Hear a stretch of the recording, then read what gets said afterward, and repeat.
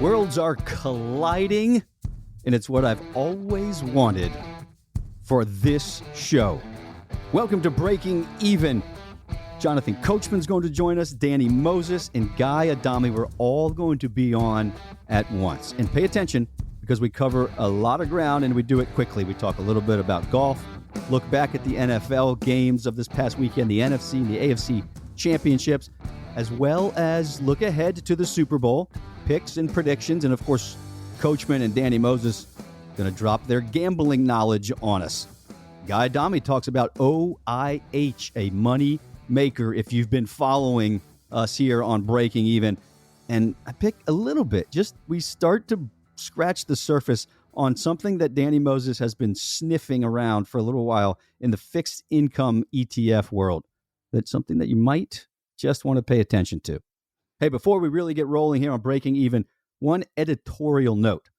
The following conversation between myself and Jonathan Coachman and Moses and Guy Adami was recorded before Will Zalatoris tested positive and had to withdraw from the AT&T Pebble Beach Pro-Am. He tested positive for COVID and he withdrew. We had already recorded the conversation. So when you start hearing me talk about, hey, look out for Will Zalatoris this week at Pebble Beach, it's because we recorded the conversation before he withdrew. So, Will, we hope you feel better. Hope you recover quickly. We want to see you out on the golf course getting your first PGA Tour win. For now, enjoy Breaking Even. Breaking Even is brought to you by Risk Reversal Media. You can find us at riskreversal.com and check out our podcast, On the Tape. Each week, Guy Adami, Danny Moses, and me, Dan Nathan, discuss the biggest market-moving headlines and chat with some of the most influential people on Wall Street, all in an effort to help our listeners make smarter investment decisions. So follow us On the Tape in your preferred podcast store.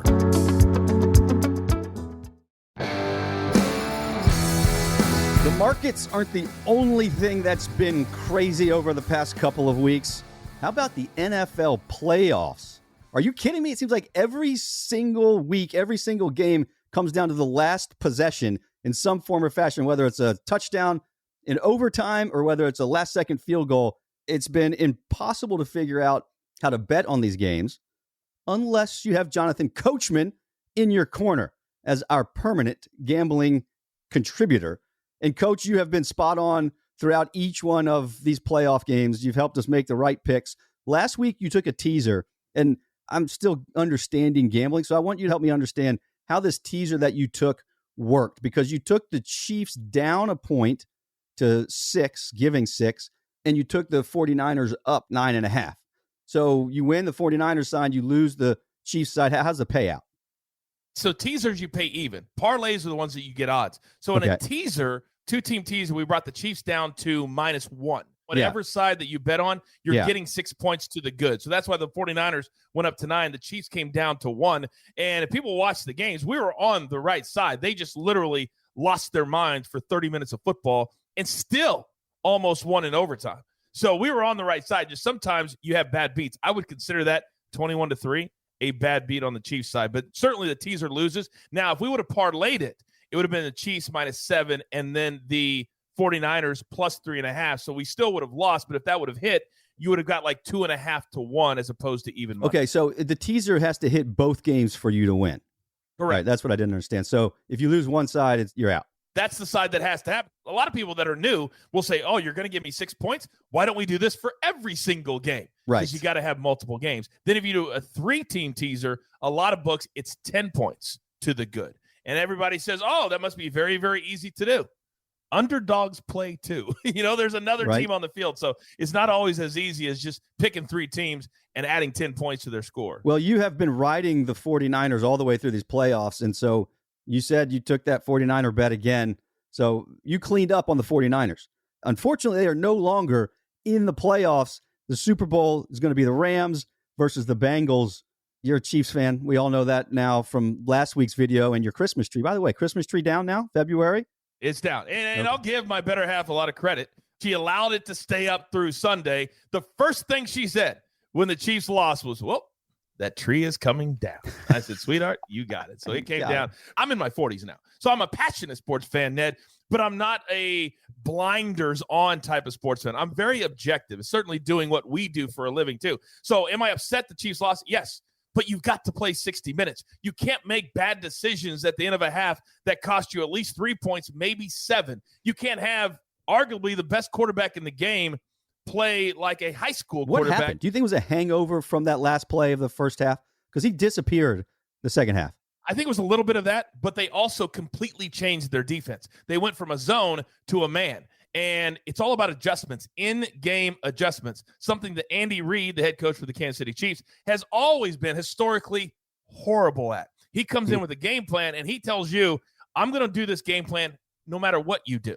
Mm-hmm. Well, that game plan didn't work against man-to-man defense. And plus, you remember a lot of holding, a lot of pass interference that was not called on both sides. So once the Bengals realized this is how we're going to call the game, the defensive coordinator said, hey, guys, let's go man-to-man. Let's get physical. Even if we get a couple of penalties, that's okay.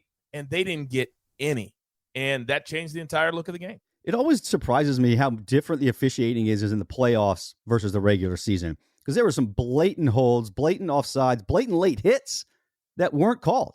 Yeah, there were some that you just couldn't believe that they didn't call the late hits, and definitely would have been game changers. But we see it in the NBA all the time. NBA basketball playoffs is way different than the football. You'll see over and unders in NBA playoffs come down 10, sometimes 15 points, Ned, because it's so much more physical and tough and slow. NFL playoff football is as well. It's tough. It's not as fast. There's not as many points scored historically. And we saw both games went under the total of what they went off at. So it was a defensive games as far as the sports books. The play at the end of the half where Patrick Mahomes with 5 seconds left talks Andy Reid, I guess, into give me one more shot, dumps it off to Hill. He doesn't get in. Whose fault is this? See, people forget. Earlier in the half, they had a run on third down that was spotted short. So yes. Andy Reid, again, he's a horrible in-game coach. What did he do? He called a timeout, then he threw the challenge flag. Well, people upstairs need to be faster because what he should have done was just throw the challenge flag. But because he did it in that sequence, he lost the timeout. Right. If he would have had that timeout at the end of the first half, they still would have had time, call timeout even after Tyreek Hill was tackled, and kick a field goal. And I believe, and this is the trap that a lot of sports bettors get into and say, well, if they would have done this, then this would have happened. We don't know that. We don't know if they would have kicked the field goal, if the Bengals would have come back, but it would have changed the mental mindset of Patrick Mahomes and of the Kansas City Chiefs. So I definitely think that hurt them, but I don't think it was the reason that they completely punted on the second half. Strikes me the Titans had an opportunity early in their game against the Bengals where they'd kicked an extra point and there was a penalty that was called. And they elected to take the penalty and then go for 2. They didn't get it. Derrick Henry was stopped at the line. And in the end, had they had that extra point, they don't even have to worry about throwing an interception. They just take a knee and the game's over. If the game played out the exact same way that it did. We don't know that. We don't know that. But analytics, to me, in the playoffs, not ruining the game, but they're costing coaches wins. And I work with a lot of guys that believe in analytics. They say long-term, if you go for 2 from the 1, that mathematically, that's the play. Yes, mathematically it is the play, but sometimes you got to say what's happening on the field. How is the game script going? How is it playing out? Is it a game where we're going to see a lot of points? Is it a defensive-minded game where points matter more? You got to feel that when you're a head coach. And I always tell my kids, you got to have a feel for the game, whether it's football, baseball, or golf. You got to have a feel for the game and understanding what's going on, and it's not always the right play to go for what the math tells you to do. And interesting because Danny Moses is going to join us here at the end of our conversation to pick up on the bet that you all made last week. And so we're going to actually hold off on making Super Bowl picks and odds and those kind of things until Danny jumps on with us. But it is interesting talking about the stock market, very similar to the analytics of what you speak of in the sense of, long-term, okay, this is the right play. But what about today? What about right now? Is that the right move to make at this moment? Because long-term versus right now are quite different, especially if you're a day trader versus a long-term investor. If you're a head coach in a playoff game, this moment versus what you do throughout the entire season can be quite different. So funny because there's times throughout the year that I look at coaches' decisions, and there are certain coaches, they feel it. they hear it in the media. If your job is on the line, or if you've coached for a few years and they say this is your moment to either move forward or you're going to be out the door.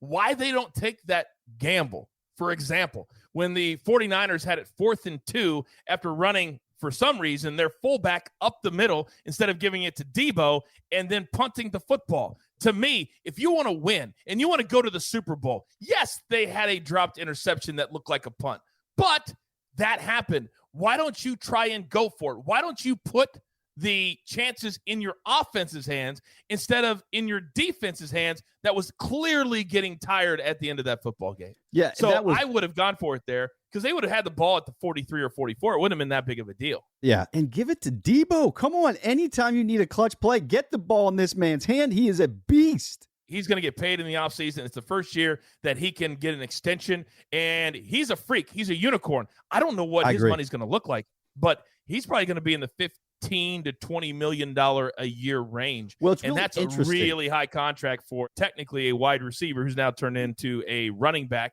who's now turned into a beast. So it's really interesting because they value player positions. And one of the reasons they do that is so that if it comes to arbitration, okay, he's a tight end.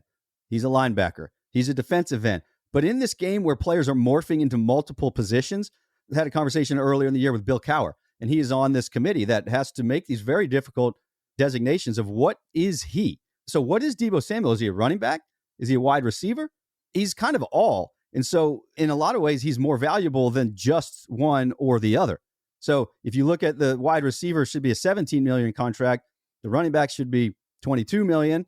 Or $14 million, whatever it's supposed to be. You got to take the upper end of whatever it is. You also have to look at the individual player. And you cannot compare Debo to anybody else in the NFL. But because of what you're saying, and it's a very, very good point, actually, is a lot of the incentives are looped into, well, if you lead the league in receiving for tight ends, you'll get a $500,000 bonus. Right. If you lead for wide receivers, you get $1 million bonus. OBJ has made, just in the playoffs for the Rams, over $2 million in playoff bonuses. So those things really matter, and the designation really matters, and certainly the contracts really matter. But this dude is an outlier. And when you're an outlier as an agent, and I represent a few people, you never, ever, ever dream about walking into the room with a client like Debo. Because there's nothing they can say to you that's going to get me off my game as his agent. I'm going to walk in and say, this is what he's worth. If you don't think he's worth this, I can go home. We'll play out the rest of the contract, and then somebody else in the league will pay him this, and probably more. I'm just going back to OBJ. Is he taking his bonuses like he did his salary in Bitcoin? That's not working out too well. His salary was $750,000 for the rest of the year when he got traded. Didn't he take half of it in Bitcoin, though? No, he wanted all of it in Bitcoin. Right. That ended up being about half. It was about $450,000 is what the rate of Bitcoin was. He then went back and asked the Rams to pay him in dollars, and they said, nope.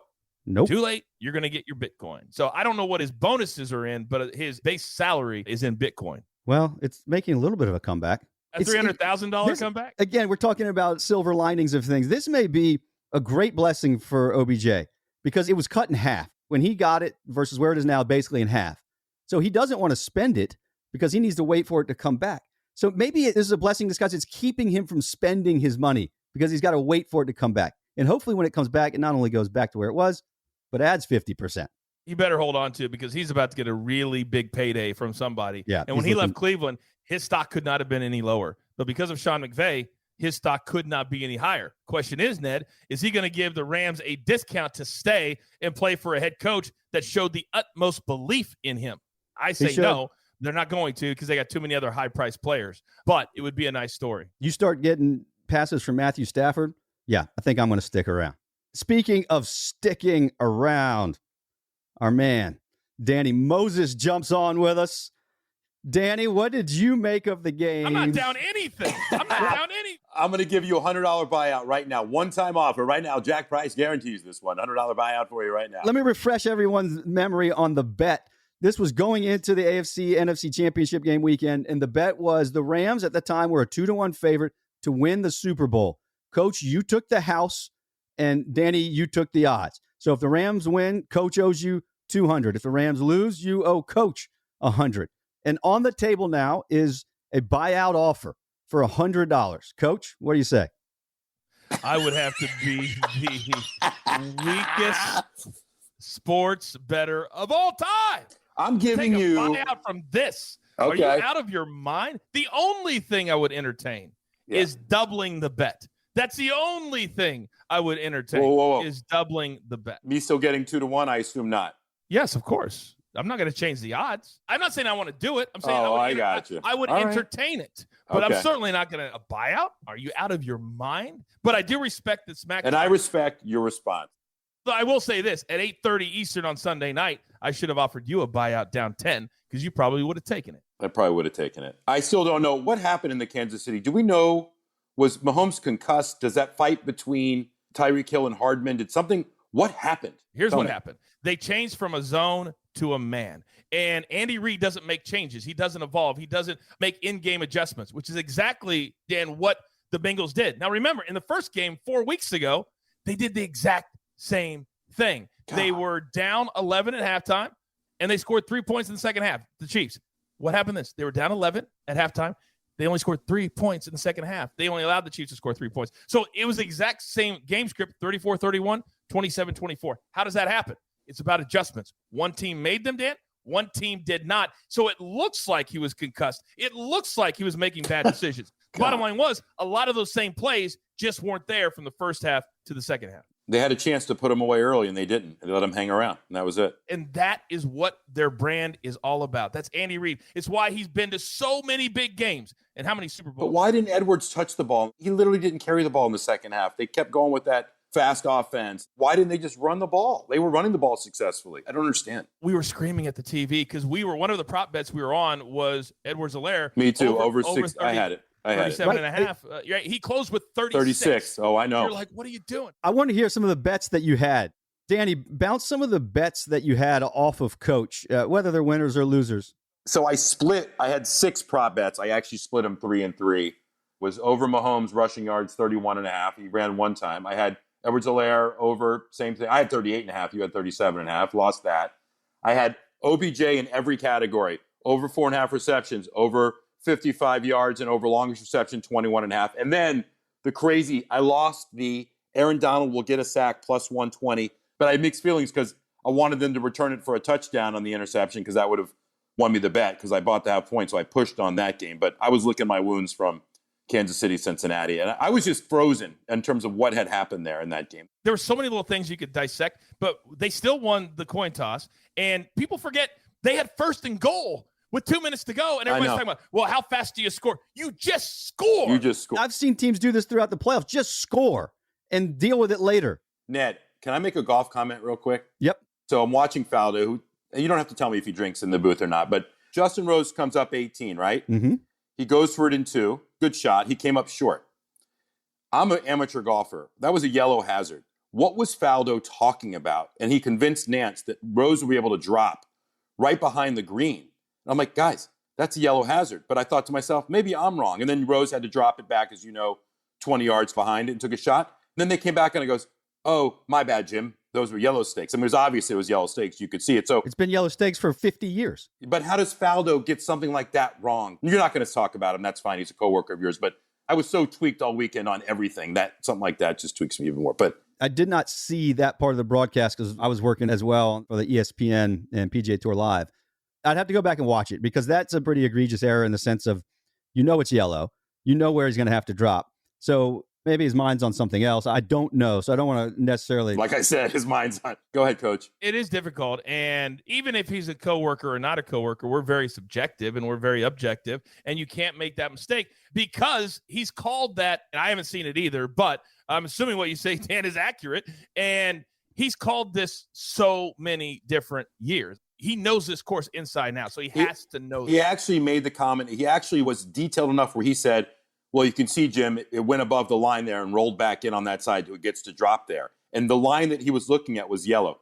Some holes are like that. Not if it's yellow. Red, exactly. he would be That's able what I'm saying. And that was my point, that some holes, if you hit it above the line, but it can't be yellow. It was painted yellow on the replay. You watch the ball hit above it and roll back in. Anyway, I just wanted that out there. And as a play-by-play guy myself, I always take ownership of my mistakes, but there are so many people helping you. How they allowed him, it should have been one of those, grab the arm, tell him to be quiet, and then just say, hey, our bad, that's a yellow one. And that's all you have to do is everybody makes mistakes, but you got to correct them. Ned, is it McAllen 12 or 18 you think that was going on in there? No comment. So speaking of Torrey Pines, let me talk golf for a second. Coach, we had some stuff right last week. We had a couple of things that I'm still surprised by. We said don't bet Rahm to win, but bet Rahm in the head-to-heads. So that worked out pretty well. We said bet the big doggies in the head-to-heads. That worked out nicely. But I had Finau and Snedeker. Snedeker at 10,000 to 1. Why not take a flyer? They both emceed. Very surprised by Tony Finau in the way he played. I expected him. He had such a good track record out there. You were actually there on Sunday. What was your takeaway? Yeah, I was there Saturday, which was the final round. I took my son. I love hanging out with my son. He's 11 years old. He's addicted to golf. It's the greatest thing ever. It's kind of cool, as you know, when you work for the tour, like you're standing over there with Mark Emmelman, who's doing CBS. JT daps him up. Rahm daps him up. DJ's, because of where we were at, it was so cool. He's like, Dad, DJ. I was like, yeah. So all of a sudden, I'm the cool dad. But as far as the golf is concerned, Luke List plus 20,000 if you're smart enough. But why would you ever bet him? Because he never won on the PGA Tour at that level. So plus 20,000, that's a ridiculous number. You could have bet him before Sunday's round, plus 4,000. And that's where I like to sprinkle a little bit, is wait until the day of. Find a guy that's 4 or 5 shots back, because there's no value in the leader. The value is in a guy 4 or 5 shots back. We saw Hideki do it. We saw Luke List do it over the weekend. But I love courses like that because there's a lot of mistakes that can be made. I don't like courses like the American Express, where if you are down 2 shots in a head-to-head, you've got no chance of making it back. So I'll take tournaments like last week over an easy tournament any day of the week. You know where Luke List went to college? Vanderbilt, baby. Vanderbilt! Come on, Commodores! Come on. You bet on the wrong Commodore. Ned, you had the wrong horse. By the way, Ned, I hit Coach on Sunday morning because, and I think Coach will attest to this, you can make great bets that don't win, but you still have to bet them because they're great bets. Justin Thomas was 8-1 going into that round. And by the way, if you said, hey, Danny, I can guarantee you Rahm doesn't win, I'd have probably put $100,000 on Justin Thomas at 8-1. The only reason he was 8-1 is because Rahm was just above him. So to your point about just taking flyers like that, if you can eliminate one person like a Rahm, it changes Luke List odds from 40-1 to 20-1. It changes Thomas from 8. So yes, I lost the Thomas bet, but I love the bet. I would bet it again and again and again. You will win more than you lose if you stick to that. Guy Adami, you knight in shining armor. Let's welcome Guy front stage. He works for tips and tips only. OIH, you absolute stallion, you. I'll take that. First of all, the last time we spoke, Ned, or we've spoken a bunch of times, but OIH was either side of 175, 180, and we had a conversation. What did I think was going to happen to energy? And I was shocked that we saw the precipitous drop that we did in the end of November into December, but I also thought it would recover. And here we are on the eve of an OPEC Plus meeting, which doesn't have the gravitas that it had a decade or so ago, but still important. And I think just as I'm certain the Rams are going to emerge victorious on Super Bowl Sunday, I am equally fortified in my belief that crude oil is going to trade north of $100. How's that? At that 175 mark, you said, I think 225 is in play here, gentlemen. And where are we now? 233 or something like that, and just keeps on chugging. If you look at the Chevron earnings last week and the ExxonMobil earnings this week, there's 2 things that stick out. One is they're not spending money drilling because they're trying to be more ESG friendly. This was always the argument, and I like ESG. I think companies should try to adhere to be good for the environment and social and corporate governance, believe me. But they're like, okay, fine, we're not going to drill anymore. Well, guess what? That's a win-win for them. Lack of supply makes oil go up. Lack of spending money drilling makes your profits go up. And they're just sitting like, okay, and now they're buying back truckloads of stock. They're increasing their dividends. And now these companies that were under-owned because no one wanted to touch fossil fuels, they're still publicly traded companies. They're still stocks. And so they've been ignored. And that's why, to Guy's point, and everyone that was kind of out there, and we had a couple of guests that have come on, my former coworkers, Porter and Vinny, have been preaching this exact thesis. And now you're seeing it in the 2 largest public energy companies that are out there. Now it's front and center. So they're in a win-win situation right now. And they took advantage of what the markets were giving them. And real quick, Ned, before you jump in, I just want to say, I think what you're going to start to see happening is the stocks have not traded commensurate with the commodity. I think you're going to start to see that catch-up manifest itself in a major way. And when that happens, and you're starting to see it in some of these big cap integrated names, I think that's going to happen really quickly. And by the way, I'll say this as well. I love everything about Joe Burrow. I think he's a badass. And I've loved him since he was at LSU. There's something about him. He's cocky, but he's not cocky. I don't know if that makes sense to you or not, Coach. But what I will say is I think Matthew Stafford's time is now. And I think McVay got the monkey off his back. And he could not have coached a worse game in that game against the Niners. But I think that monkey's now off his back. I think he'll be much more relaxed in the Super Bowl. I think the Rams are the better team. I think the Rams are the better team, but here's the problem. We remember a young Tom Brady, no? Mm-hmm. And nobody gave him a chance in his first Super Bowl. I see the same type of qualities in Joe Burrow that we saw in a young Tom Brady. This dude is legit. He went into Arrowhead, arguably the hardest atmosphere in the NFL to play in. He fell behind 21-3. It was crazy hyped. And he just said, hey, we're good. Let's just get it scored for at halftime. And so now going into the Super Bowl, now Matthew Stafford, he needs this for his legacy. To me, that adds pressure. For Burrow, this is year what? 3, but he missed a year. He missed a year because he tore his ACL. Yeah. No quarterback has ever, in a 3-year period, been drafted number 1, won the Heisman Trophy, won the national championship. And he has a chance to do all 3. Guys, it's the year of the Georgia Bulldog. Hudson Swafford. Out of nowhere, how about them dogs? And run, Hudson Swafford. Matthew Stafford, Leonard Floyd, Sony Michel are all on that team. This is the year, everything that's happening in the universe is the year of the Georgia Bulldog. All right, we're going to go with that. And by the way, there's no Bill Belichick on the field. Granted, Brady's great, but Belichick's not coaching the Bengals. And so, Coach, let's lay another bet right now. So I have 2-1. This line, as I see, 161, come back 190 on the money line. I'll give you a choice. I'll lay the 4 points. You can have that. Or we'll go money line on this for another 100. We'll do 175 as the middle. How's that? I like that because that gives me a chance to basically win 2-1 also. And let me throw this out there as well, just real quick. The Bengals offensive line is not particularly good. I think you would agree that Burrow was running for his frickin' life successfully. But I think when you go up against Von Miller was invisible this last game, and you can tell me why the reasons that he was, and maybe he was taking double teams, getting away from Aaron Donald. I get it.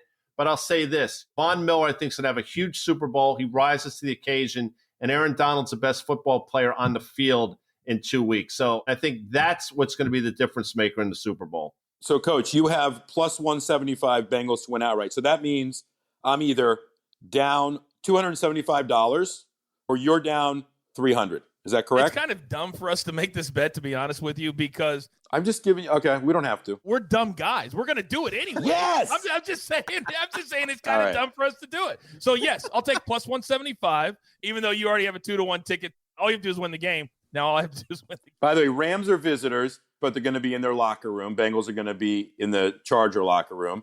Rams get to call the toss. They're going to call tails. They always do, and they're going to win that toss. So I'm not allowing you to bet on the coin flip. I bet on the coin flip every year, but I don't pay the VIG. It's a 50-50 bet, so I'll find someone that wants heads. So it's always tails. So I'm not buying it minus 115 on each side to bet the coin flip. That's a bookie's dream. That's the game of war in the casino. It's the worst thing you can bet.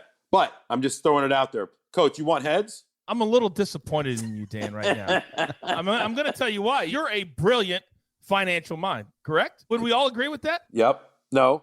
And I just got one over on you. I just got one over on you. You don't even realize it. You don't even realize what I just did. I didn't hear what I missed it. What'd you do? So what you should have done is said, hey, let's just double the bet.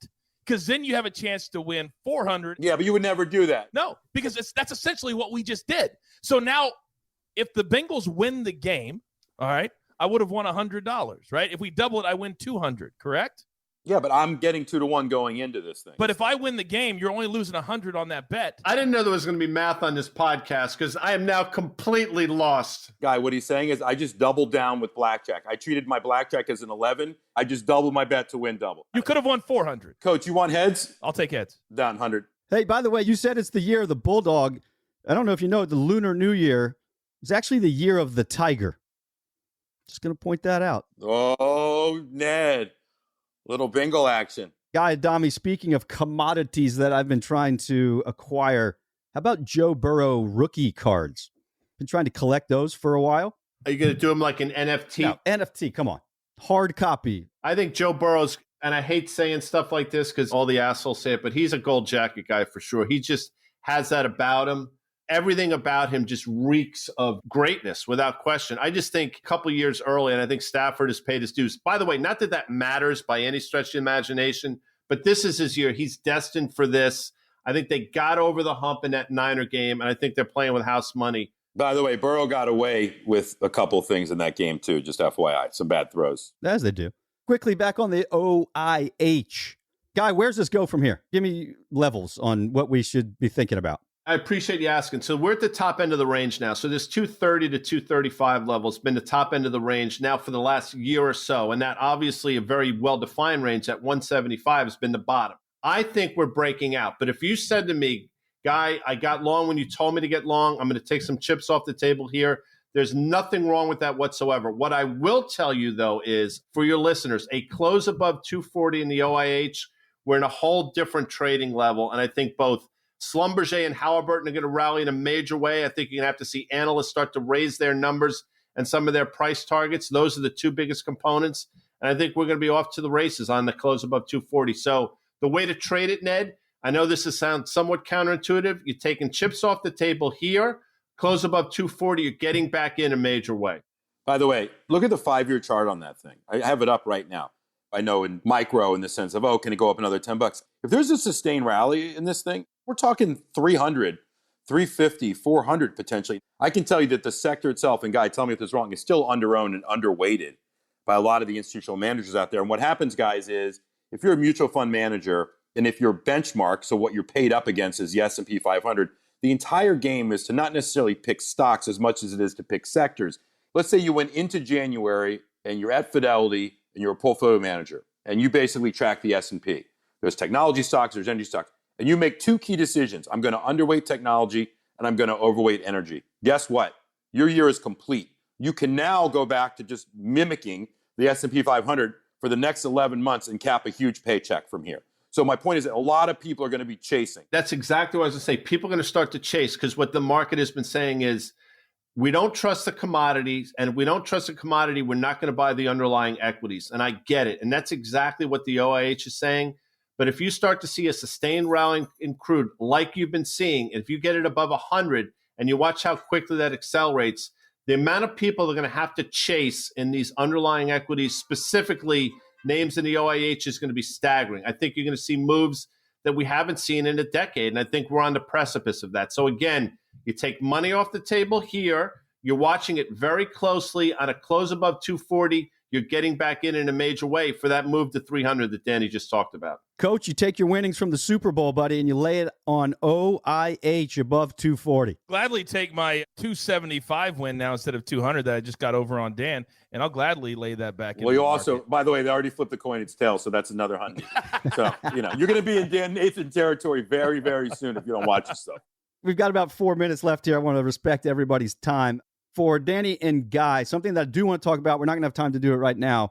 Danny, you've been sniffing around these fixed income ETFs, and you have some, as far as I understand, a couple weeks ago, listening to On the Tape, you have some concerns about them.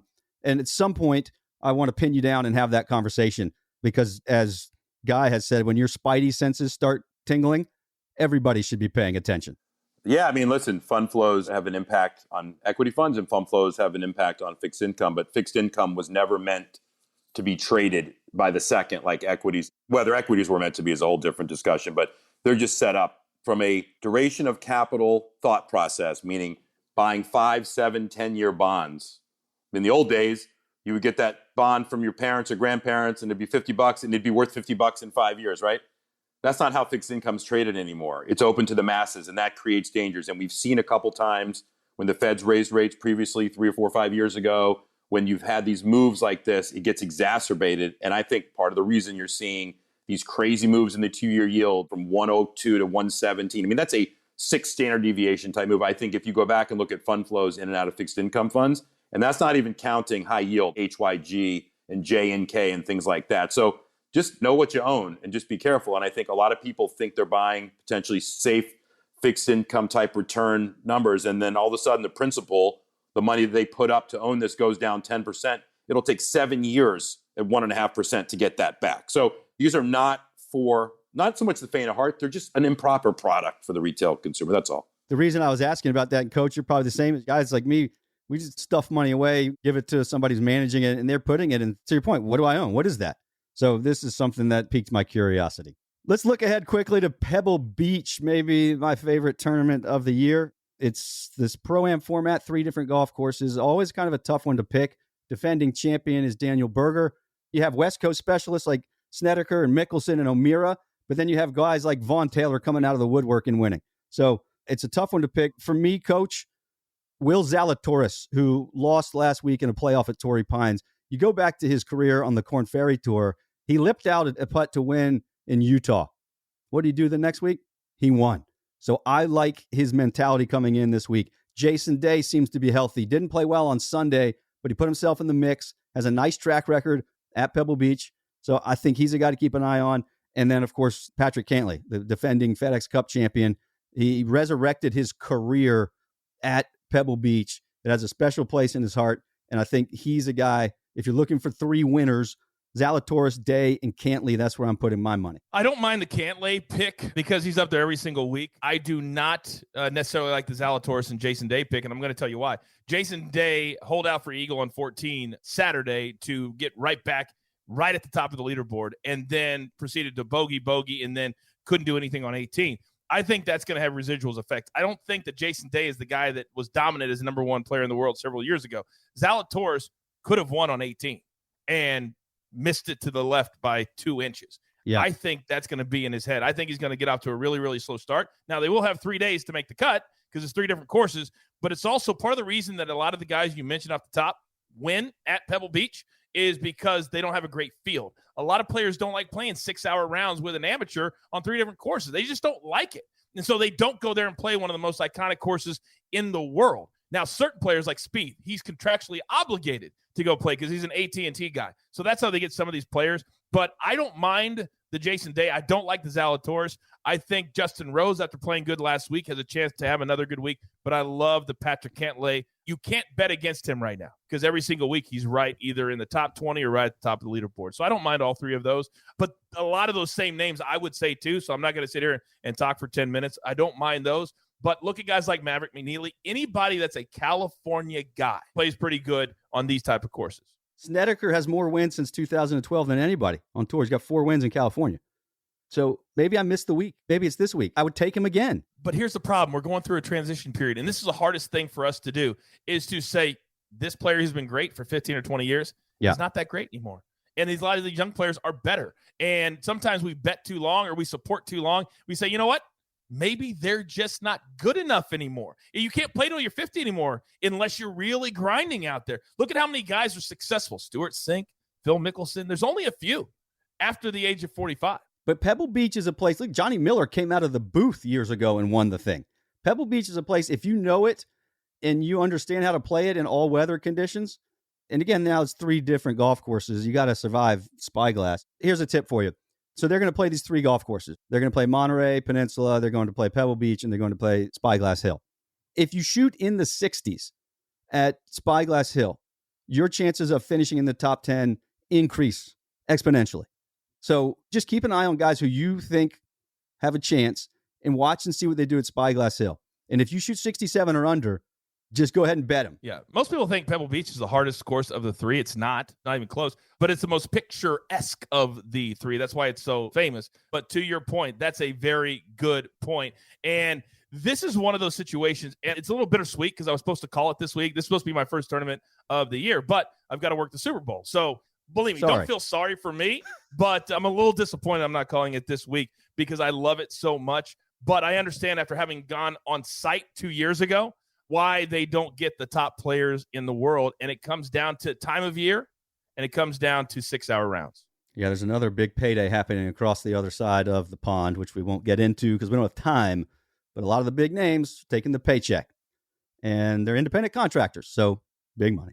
Hey, Coach, when I pitched this idea to Guy Adami and then Dan Nathan and Danny Moses about this crazy idea of a golf show that also was things that I like to talk about, gambling, sports, real estate, this is exactly what I had in my mind. You coming in and then having Danny and Guy come in, we covered so much ground here. This was exactly what I had in mind. So, man, you have completed this.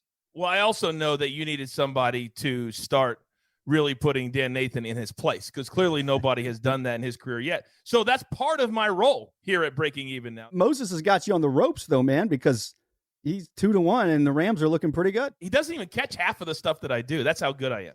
all kidding aside, all names aside, I am pumped to be a part of this team because I think this has a chance to be something very, very special and also fit into a niche that really doesn't have anything right now. Finance, golf, bet, all of that. And we're doing it right here, breaking even. So I'm pumped. Well, that's what we're trying to do. The one show to bring the financial and sports worlds together. And, Coach, we're honored to have you as our official betting partner. As I ask you every show, what's the best place to find you? Early Edge Sportsline. Just follow us on social media, either at Sportsline or at The Coach Rules. And you can find all of our stuff there. You can follow our YouTube page at Sportsline as well. It's free. But Sportsline is only $10 a month. There is no better value in all of sports betting. You get so much for $10 a month. We're now at over 140,000 subscribers, so we're growing by the day. But the content is there. We say all the time, educate and entertain, and that's what you got to do in sports betting and in finance. Coach, you're the man. We'll talk to you next.